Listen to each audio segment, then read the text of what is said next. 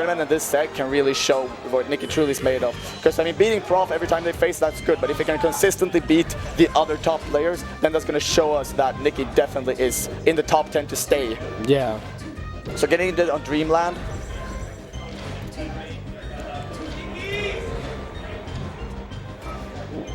Nicki.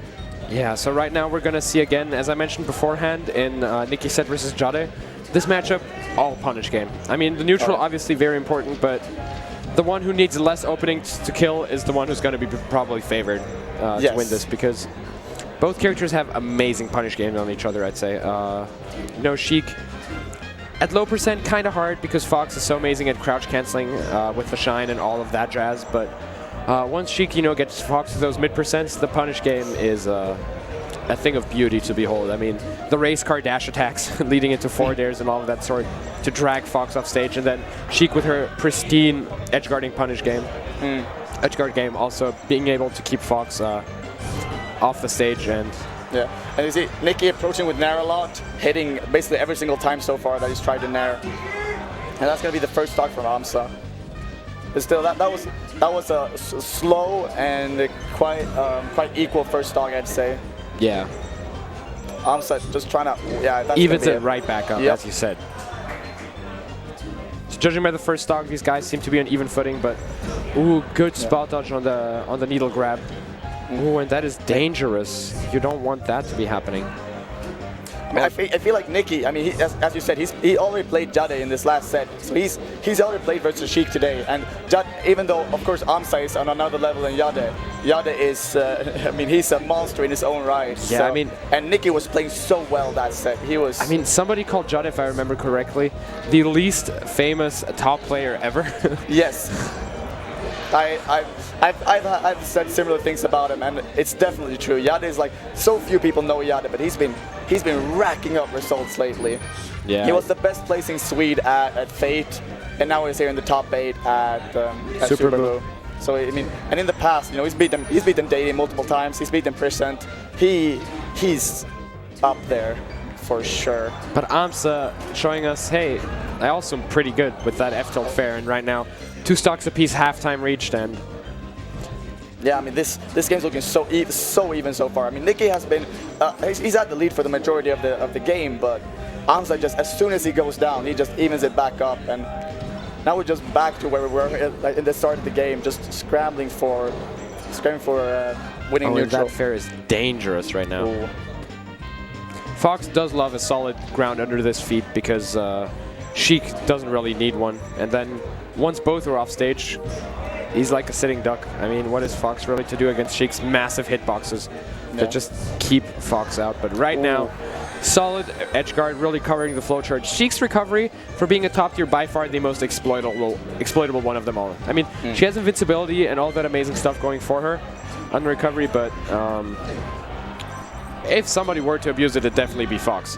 And yet again, you know, Nicki playing so well, taking the stock, and Amsah, you know, he comes down, he evens it back up. This is the story of the entire game so far. So the way the pace has been set, Nicki is poised to take the next stock, but Amsah right now, with reads on reads, you know, he goes through one page of the book after the next one, and slight mishap there, and ooh, Nicki, unfortunately, turnaround.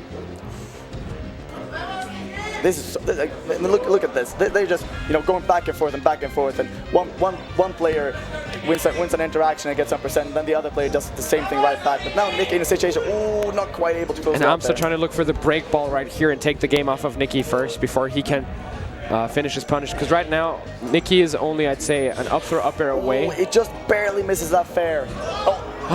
And I think that he does have a jump, but this is looking grim for Amsah right now. It's just getting rinsed and repeated again and washed. And that's going to be it. Slow get up, and Nicki takes game 1 on the neutral stage. So the way what I've seen from Amsah, I think we might be going to Battlefield or Fountain, but I'd be leaning more towards Battlefield, because Amsah does love his space. You know, the angles are being restricted by the ledges and the lips of the stage, so takes a bit away from the awesome recovery that Fox has. And and we're going to Battlefield. So yeah, that first game was the definition of a close game. Yeah. So we'll see if Amsah will be able to use the stage to his advantage now to be able to, because there was so little difference between the two players in that game. And if only Amsah can get that just that little advantage, he will definitely be able to take this next game.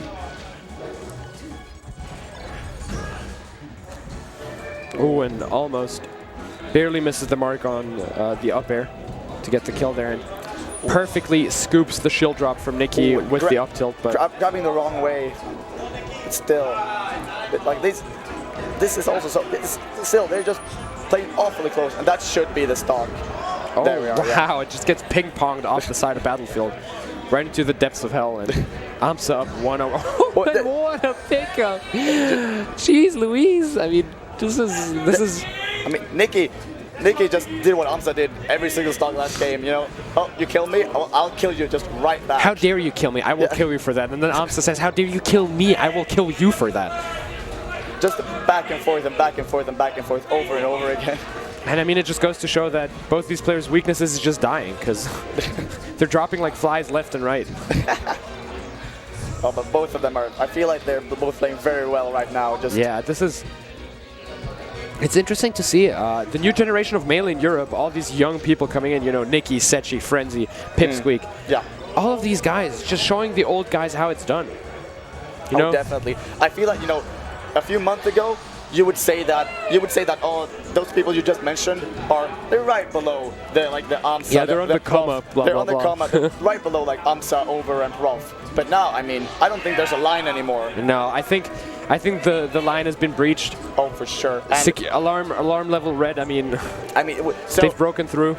Yeah, and it just goes to show this tournament is a perfect example of that. But like still. Yeah, really. Now that I think about it, like you mentioned a few months ago, especially this summer of Smash in Europe, with all these majors, you know, Fate, Awakening, SUPERBOU right now, it's just stacking. Yeah. And if Nicki is able to pick up his third top 6 win in a row at one of these tournaments, and now he's up an entire stock, that's great stock by Nicki there, just all over Amsah. And what I also love about Nicki as a player is I'm a huge Nicki fan, mostly because of his movement. The way he likes to move around, look for positioning, is what really separates him from most, I'd say, like German foxes or in general like mid-level foxes. Is he tries to think about what movement can, just basically by moving around the stage, what advantage that can get him without throwing out attacks and stuff. He's really being cognizant about what options he has to create space, to create an advantageous position. And now we're right back to just an even game after Nicki going up an entire stock, and Amsah. And oh, that's not quite it yet, but he should be able to close it out right there. Yes. Yes. That's going to be it. And I have to say, game 2. Nicki was in a 2-stock lead to 1, right? And then and then Amsah with an amazing punish game. As we said again, the punish game keeps getting stressed more and more as they push each other to the brink. And that's stock Nicki with an unfortunate side, shortened side B. I think he was going for some kind of sweet spot to avoid the needles, but it ended up not working out for him. And Amsah just able to capitalize in such a huge way off of that entire situation. But now we're going to Pokemon Stadium. You know, it's what do you think about this counter pick for Nicki? So I'm generally, on top of the fact that Sheik players hate Pokemon Stadium, really despise it. Yeah. There's so much good things going for Fox on the stage. I mean, the ceiling for once, right? The huge horizontal blast zones, which are quite a... Oh, wow, the short-stop smash just... I'm taken aback. I mean, sending him to the moon. Yeah, and back. I mean... And that's the thing. I was going to mention the blast zones, because generally this blast zone layout does favor Fox, right? I mean, vertical, small, good. Horizontal, large, bad for Sheik. But Amsah taking a book out of Nicki's page. Taking a page out of Nicki's book and saying, upwards kills, I like those. And just butters him up with that up smash. And now Amsah with a comfortable lead, but Nicki does not evening up, but trying to bring it back. But he gets the grab. And I do have to say, what I like about Amsah is he has such a unique approach to the Fox matchup, where you know, he was able to take like sets off of Ice in his prime with, you know, Awakening 3 and stuff like that. I'm sorry, was it 4? Yeah, it was 4. Yeah. Where Amsah won the tournament over Ice, yes. Yeah. He just plays a completely different game, and I think that's kind of what you need to do as a player, because if you just start copying things, you know, from 2014, it's not going to get you anywhere, right? But Amsah keeps pioneering and innovating his playstyle, going to tournament after tournament. And would you look at that? We've got an even game yet again. Yeah. These guys, they won't let the other player get the lead. Like they don't tilt nothing. They get 0 to death. They don't care. They just get back in the zone and they take that stock. Don't like no worries. But now, oh, what a read! Wow. And Amsah flips over another page of Nicki's bookend. And now Amsah with the 1-stock lead. A similar situation which Nicki found himself in last game, but where Amsah came out on top. But and now the important thing for Amsah is going to be to, you know, at least rack up some percents on Nicki to be able to get him out of crouch cancel percents. But right now, ooh, that grab is money. Oh, that's gonna be money. it. Money. Wow. Amsah taking game 3 as well. Now up 2-1. And I feel like the tides are turning a little bit in Amsah's favor right now. I mean, the backer paid dividends for Amsah. So now Nicki opting to go for Final Destination. This was the other stage that I had in mind when I was asking you about Pokemon Stadium. Yeah. I don't know. How do you feel about FD then in this case compared to Pokemon? Well, I mean, first of all, Amsah with the incredible first stock there, just evaporating Nicki's stock. Like without, if you blinked, you missed it. No, but I definitely feel that not having any platforms, I feel like keeping Sheik grounded is nice for Nicki. I think he wants to play the grounded game. His definitely favors him. Especially being so movement based. Yeah, but also, I mean, now when it comes to the reaction tech chases, it's quite nice for Amsah as well. But right now, Nicki needs to take out this stuff. Oh no, it just gets it. Wow, at least he was ready for the tech. But I do have to say, the thing that kind of scares me is that the punish game gets so exacerbated by FD for Sheik, because I mean, there's no platforms for Nicki to escape to in case he gets dash attacked, and you know, it just turns into like an endless cycle of dash attack, dash attack, dash attack, and then with like dash attack being such a potent launcher as well, just comboing into itself, and then perfectly sets up for the finisher. Oh yeah. Wow, and right now he's going. Oh no! Oh, what a smart shine! And now he's getting custom on him, and what a read!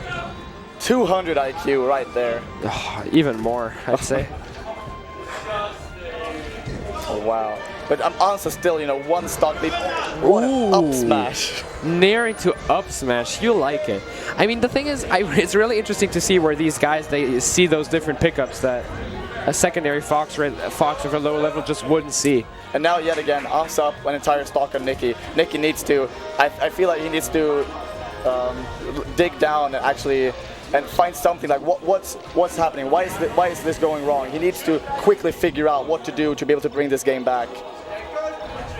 Oh wow! And fortunately, the shine sends him the wrong way, but right now Amsah's just going faster and faster, faster and faster. I mean, Amsah, he knows he has very little to lose at this moment.